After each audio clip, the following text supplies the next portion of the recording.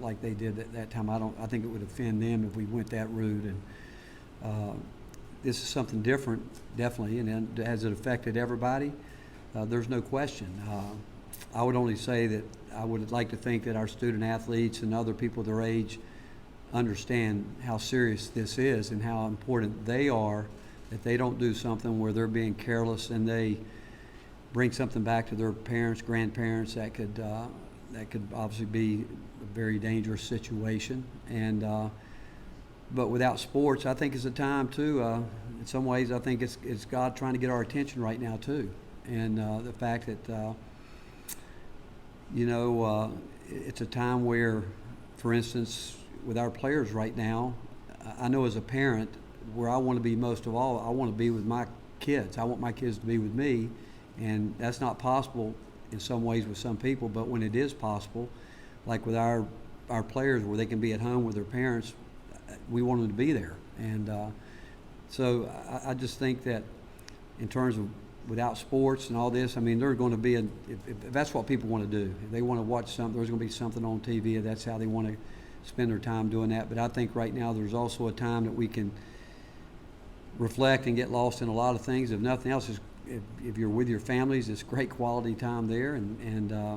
But I've never, be quite honest with you, Rick, I've never lived my life around TV and watching sports. That's not, so I can't really relate to that, if you want to know the truth. And it's a very surreal time, and it's an unbelievable time for all of us in a lot of ways because of the fact that you feel like somewhat, in terms of being able to move and go and do what you do without thought.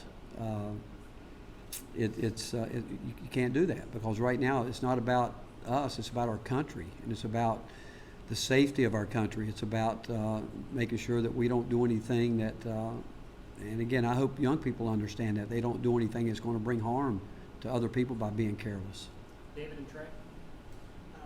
Rick, how would you describe kind of the conversation, I guess in Nashville, you guys realized kind of the finality of the situation between the two, what that was like? Well, we really didn't have one in Nashville. When we got the word, we went back and we told them that we wanted to get back and we wanted to be on the road by 11:30, and because we knew a storm was coming in, and so we did. We got there quick, and I think we were back on the road in about an hour, heading back this way. And when we got back, we had our medical staff come in and talk to our players about where we were at that point in time, and the caution that needed to be taken. And we did talk briefly as a team about, we're going through something right here that is unprecedented, and the fact is we've got to take it serious. And we knew that some guys, obviously from the time they had left Nashville to get back here, they had made plans to go do some things. And again, we just really tried to point out to them they've got to be careful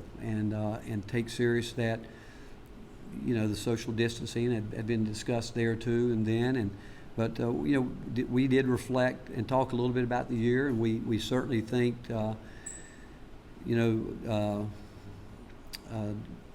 really Jordan Bowden and for what he did for us and what he meant to our team. And then we briefly talked about the season, but not to the extent that you might think, because our mind was more on this and about us doing our part to do the right thing. And all we had done was assured our guys at our university, the leadership from our university would tell us what to do, and whatever they tell us, that's what we're going to do. And we're not going to discuss any of it.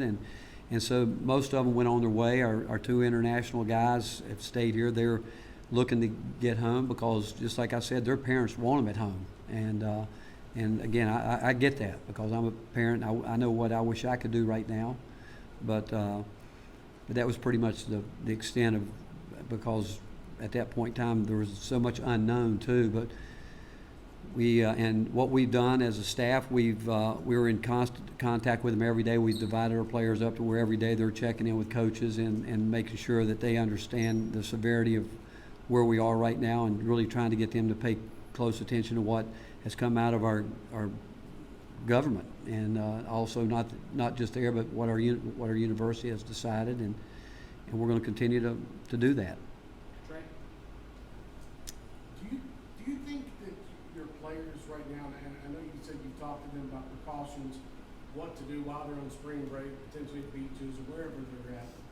But do you think they fully grasp everything that's going on right now? Or is this kind of a shock to them as much as maybe as to you? To be honest with you, do I think that?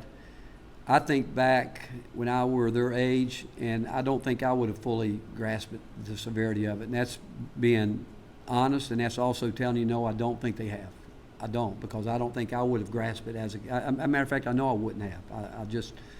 I would have thought, hey, this can't happen to me, and probably wouldn't put a lot of thought into it, and just went on about my business without paying the kind of attention. And I also think that's the reason that our government has done the right thing to get the attention and say, hey, if it means shutting down things to get people's attention, we're going to have to do it. Because I think up to this point, there's a young age group that hasn't figured it out yet. And again, I will tell you, if I were in that age group like I was at one time, I don't think I would have reacted any different. So now I hope that they do understand it and can get a hold of it and understand that it's not just about them, but it's about being in the wrong place, getting something that could take back to their grandparents, their parents, and that would be something that they'd have to live with that I don't think they'd want to live with. You kind of touched on it when you were answering my question, but because of the international, it's such different. They're so far, and every country's got different things going on right now. How much have you really tried to be in contact with them and see what they can do? Because that's got to be a little bit, I would say, scarier if you're. Well, it is in terms of, our staff. They certainly have kept, our families abreast of everything there, and we've talked about it for a couple days. And again, we've taken, we've listened to Coach Foreman, reading everyone about, what's going on campus here, and the fact of the matter is, their parents want them home, just like I would want my kids home. And so, with that said, we've over the last couple of days, knowing that we would probably get to that decision, looking at flights, trying to give them the best advice on how to get there, and obviously the NCAA will pay up to a certain point of that, and then but the parents, regardless of what it is, they're going to pay whatever they have to do to get them home. We wish we could fund the whole thing, but we're not allowed to do that. But with that said, we again, like right when I walked over here, Mary Carter was on the phone with the travel agency trying to figure out the best route to get each guy home, where it would be the easiest way for them to get there without having to stay over somewhere here or there or whatever. So that's been going on for a couple days, to be quite honest with you, and to try to figure out the best, surest, quickest way where there's can be as easy as it possibly can be. Well, that's what she's dealt with there, where they can fly to places where the restrictions aren't a place where they might have to stay over, turn it into a week trip. That's what she's tried to do, and she's been able to, through our travel agency people, find out the best routes. And like Santi, I think, for instance, I think there was a direct flight from Miami that I think has been canceled, that they don't fly that flight to Uruguay, and so it's just a matter of. And again, she has spent a lot of time trying to figure out the best way to do it, to make it as easy and as simple as possible, where the parents will feel good about it too. And we won't do any of that without the parents understanding the route that they have to take to make this happen. But I can tell you the one thing that has come loud and clear from them is they would like to have their sons home with them. I mean, once the time comes, how do you approach an off season like this? We don't really know the timing of anything. Or pretty limited right now what you're going to be able to do? Again, Mike, I can only go back. First of all, we're going to follow every rule that's in place right now with this, but I can only go back as a kid. And I know this, if I'm a kid, if I want to be if I'm training this, that, or whatever, I'm going to find a way to work out. And I like to think that I would be smart enough to do it in a way that I'm not putting anybody at harm. I don't see players, to be quite honest with you, one of the reasons talking to Urosh and Santiago, they want to go home because they want to work out. They know that they can. So, and I think that depending on what happens here, I'm sure everybody has a way that they can, they want to go work out, which I think they will. I think athletes will find a way to do that. I mean, I just can't imagine world-class athletes not doing that. But we're going to do what we're told here, and until something should change that way. And but I will say this: with me saying that, we would tell our guys just this: whatever you decide to do, you better make sure the safety. You better make sure you're not putting anybody in harm's way, yourself and other people around you, and be smart about it. And that's why we are daily talking to our guys to make sure we know what they're doing, because I know once they're home with their parents are going to do that. But in the meantime, we want to do that too. And but right now there's a lot of things that can come out of this in terms of the time that it makes people really step back and focus. And sometimes we get things out of whack in terms of what's really important. Something like that happens, it brings it all into perspective, what is really, really important to each one of us, and that's something that I would like to think at this point in time we'll all figure some of that out. And I think that, going back to what Rick said, I think some of us will find out that we can live without watching sports. We can find out there's something else there and maybe we've put too much time here or too much time there. So I have to believe that there's going to be some of those things that might come out of this as well. Talked about this, I guess, in part earlier, but you got a lot of these kids here. They wanted to play basketball at the summer for their whole lives, probably. So they've been all about going to school and then basketball. They haven't really had a lot of free time. How do you make sure that or have conversations with them about using that time wisely and not kind of taking advantage of being young and maybe free? Well, again, I think you do have that conversation with them. I think that you do have the conversation where, again, I can't imagine any of our guys thinking, hey, this, however long this goes until we finally can somewhat, it becomes under control, and who knows how long that will be. I just can't imagine someone that has a future that wants to be an athlete is not going to take that serious. Where I also where I have concern from being in Knoxville and being involved with some of the youth programs here are really those kids that when they get back from spring break, no school, no after school programs, where maybe they're not quite as mature as what I like to think that collegiate athletes are. That what are they going to do with their time? And so there's a lot of other things that being here and loving Knoxville, Tennessee, that over the last couple of days I've talked to some people about, and there's families, there's people that have lost jobs. I mean, I got a call today where there's families that need help, and there's people out there today I know giving out food where after-school programs were a big part of it.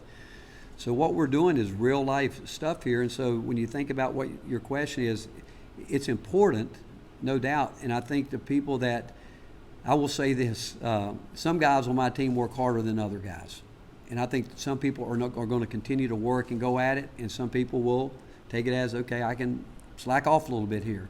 That's why in the end, we always talk about players decide who plays, and that's why, because some guys are going to continue to work and take it to another level, and regardless of the circumstances, they're going to find a way to continue to get better. And some people will look at it as, I've got a chance to take some time off here, which, again, I don't think the time off is a bad thing if you reflect, use it the right way, and think about it. But I also think that we've got to get out of ourselves and think about other people right now who have really been impacted in a way. I mean, right now, what have our players lost? I mean, you talk about the semester. I mean, there's a lot there, but there are people that are really in a tough situation that we might not be thinking about that we really should be thinking about. I know, Coach, eligibility for winter sports isn't a priority for you right now, but it's still being discussed. Where do you stand on that issue of giving more eligibility for winter sports, and then what are the other ramifications that people aren't thinking of if those were to be done? Well, again, if we're going to speak transparent, be honest, if I were like I have a lot of respect for Steve Forbes and East Tennessee State and the fact that they had won their way into the NCAA tournament. But if you go back and if you read Danny Gavitt's comment about the tournament, they haven't even bracketed it. So who are we talking about here? Some teams' seasons are already over. And so how can you go back and are you to decide, okay, by the rule, who is the real representative from the SEC? Who's the real representative from the ACC? Because by that bylaw, it's the tournament champion. So right now, and they refuse to put out a bracket. They said, we're not going to deal in hypotheticals. We're not going to put a bracket out. So the line is, where do you cut this off? I mean, where does a guy like Jordan Bowden, who, you know, before we played that game, I don't think we were in the NCAA tournament. And I think there's a lot of seniors that were like that. So if you are going to say only the teams that qualified at that time, that might be the ones you might say that. But I can't imagine any league in the country by themselves agreeing to something like that. So we're talking hypotheticals, and I will go back to what Danny said. We're not dealing in hypotheticals. And so it's a tough thing. I mean, sometimes, I mean, there's things that happen in life that are really, really tough. I do get the spring. I get all that. I do. But when we played a whole season and there's going to be an asterisk by the NCAA tournament, when they said that, I don't see how they can go back and do that after they've already said there's going to be an asterisk there. That means everybody that was in college basketball that hadn't played their last game or were in the tournament, who knows how it would have unfolded? Who knows who could have come through a tournament? So there's just so many things that I don't think that would be the known that we could ever figure out, you know, who are the – do you give it to every team? Do you give it to the ones that had already lost? I mean, how do you do that? So there's a lot. But right now I don't think that's on anybody's agenda. I think that we all should be focused on what's happening in our country right now, and whatever comes out of that, even though we are part of the NCAA, I still think our real focus should be on what's happening in the country right now. Finish up the track.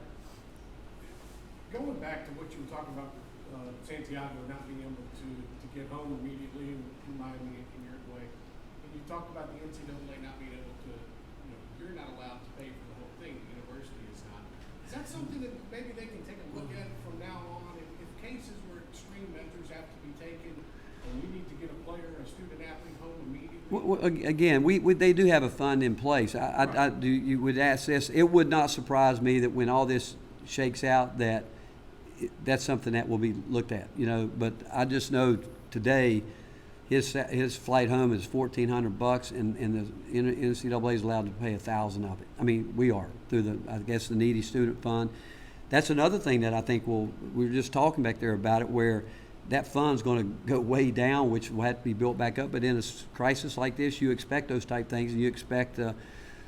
Again, I think with the NCAA, you know, that any of these things you'll probably be able to petition or do this or do that and see what happens. But again, right now the utmost important thing is to get them home, because, like I said, their parents really want them to be home with them.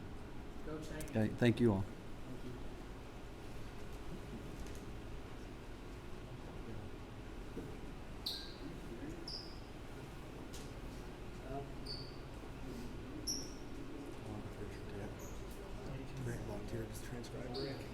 What an idiot.